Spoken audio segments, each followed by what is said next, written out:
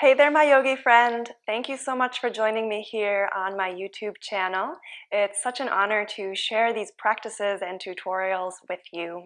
I want to say really quickly before we get started with this video, if you're inspired by these practices, by these tutorials, please subscribe to my channel as this will help me to continue putting out these videos for free for you to enjoy. All right, with that, let's get started. So this video is going to be about Trikonasana, or triangle pose.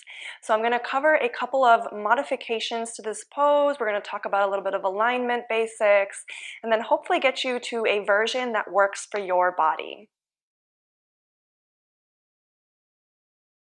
So we have many ways to get into triangle pose. Most commonly, we'll get into this from a warrior two or some kind of pose where we're already open in the hips. For our purposes today, I'm going to suggest that you just take a big step out wide and point your toes towards the long side of the mat. And then we'll see about adjusting the feet a little bit here. So we're going to actually start off with the base that we're creating. So let's keep the right toes pointing towards the long side of the mat, and then turn your left toes towards the top of your mat. So pointing directly forward, and just try to keep your hip, knee in line with your toes. And then for some of you, you might want to play around with the back foot and just see if it might feel a little bit more comfortable to turn your toes in just a little bit. So not a whole lot, but depending on your anatomy and your bone structure in particular, this may be a more suitable option for you. And triangle pose is one of those poses with a lot of variation simply because of your bone structure. So that's why I mentioned that you may want to play around with the distance of your feet. So for some of you back home, this might be a great distance for you. For others, you might actually feel a wider stance is more appropriate, or even a shorter stance. And you're probably going to get a better idea of this once you get the upper body in there. So before we move into the upper body, one of the things you want to check is that your front heel is lined up either with your back heel or the middle of your foot, so right about where your arch is. And then from here, we'll take it to the upper body. So you're going to extend your arms out. Keep your spine upright for now, and then turn your palms to point away from your face, reaching out through your fingertips. Begin to send your hips back, so you're going to relax a little bit into your left hip as your right hip comes back here. Reach your left fingers forward, so now you're going to start to tilt in the upper body. And when you feel like you can't tilt any further, release the back of your left hand down to the inside of your front shin and reach your right arm up towards the ceiling, peeling open your chest and stacking your right shoulder on top of your left.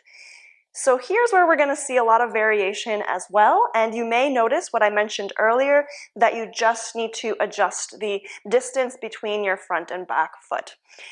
So we have a couple of options here because the idea is to really peel open this chest. You kind of want to make that a priority.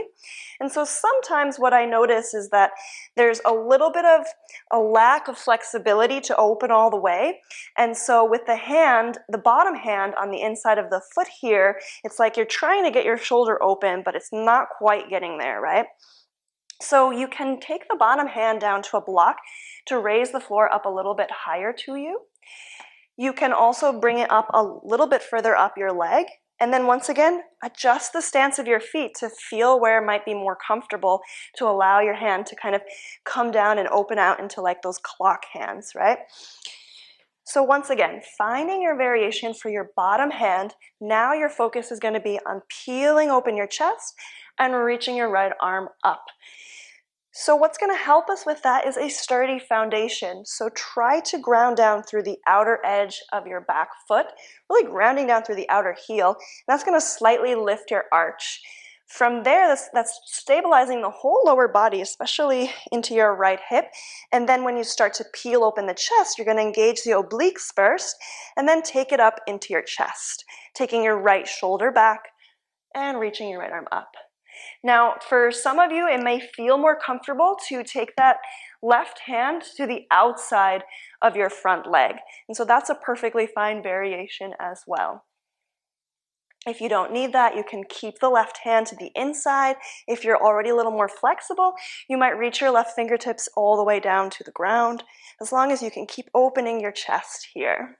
And then pay close attention that when you open up into this twist, you don't collapse the lower body and let your left hip stick out. So hug the left hip in towards your center. So you'll notice here it's kind of collapsing out. I'm just going to squeeze it back in line with my front knee and my front toes. And then I'm opening up from here, getting lots of length through the spine. Gaze can go up towards your fingertips or wherever it feels okay for your neck. And then from here, I'm going to engage my core to lift back up. So that's essentially what we're looking for in our triangle Trikonasana pose. So I hope that this video has been helpful in finding the right alignment and modifying with a block if you need to. If you have any other questions about this pose or about any other pose, please feel free to leave a comment below the video and hit that like button if you enjoyed this little tutorial. Also, just let me know what other kinds of poses you'd like a breakdown of, or if you have any specific body parts that you're wondering about. I'm more than happy to answer your questions if I can. And so once again, if you feel inspired, please subscribe to my YouTube channel. This helps me to keep putting out these classes and tutorials for you. So thanks again for joining me. Have a wonderful day.